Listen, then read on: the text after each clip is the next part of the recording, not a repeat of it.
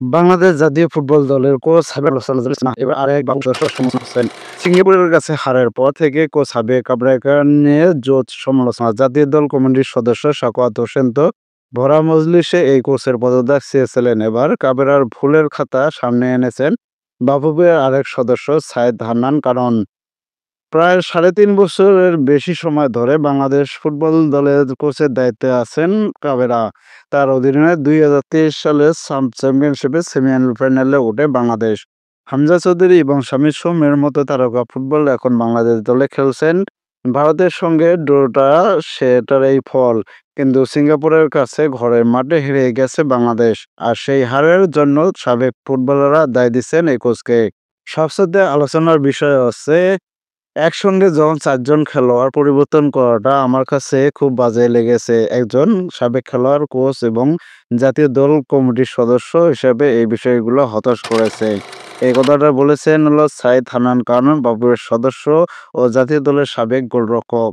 Singapore ম্যাচে একসঙ্গে ৪ পরিবর্তনকে কোচের বাজে প্র্যাকটিস হিসেবে দেখছেন জাতীয় দল কমিটির এই সদস্য ও সাবেক ফুটবলার। একসঙ্গে ৪ জন খেলোয়াড় পরিবর্তন করাটা আমার কাছে খুব বাজে লেগেছে। একজন সাবেক খেলোয়াড়, কোচ এবং জাতীয় দল কমিটির সদস্য হিসেবে এই বিষয়গুলো হতাশ করেছে আমাকে। গতকাল বসুন্ধরা কিংসের অনুশীলন মাঠে অনূর্ধ্ব-২৩ দলের অনুশীলনের সময় সাংবাদিকদের সঙ্গে আলাপকালে কাবেরা ও তার কোচিং স্টাফদের কাঠগড়ায় তোলেন এই সদস্য। কাবেরার ম্যাচ পরিকল্পনা, একাদশ নির্বাচন নিয়ে প্রশ্ন তুলেছেন তিনি। আলামিন নামার পর রাকিব কেন রাইট ব্যাকে গেল? জামাল ভুঁইয়া কেন মাঠে নামানো হয়নি? ভুটান ম্যাচে জামালের সেট পিস থেকে হামজা গোল করেছিল। সিঙ্গাপুরের বিপক্ষে আমরা ১১টি সেট পিস পেয়েছিলাম। জামাল থাকলে অন্তত আরেকটি গোলের সুযোগ পেতাম। বাংলাদেশ জাতীয় দলের সবচেয়ে দীর্ঘ সময় ধরে থাকা বিদেশি কোচদের মধ্যে হাবি কাবেরাই হলো প্রথম।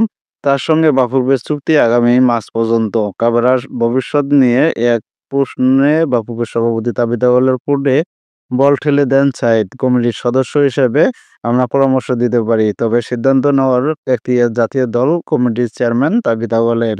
তার আগে গত জুনে সংবাদ সম্মেলনে কাবেরার পদত্যাগ দাবি করা জাতীয় দল কমিটির সদস্য পদ থেকে অব্যাহতি দেওয়া হয় বাফুফে ও জাতীয় দল কমিটির সদস্য সাখাওয়াত হোসেন ভূঁইয়াকে।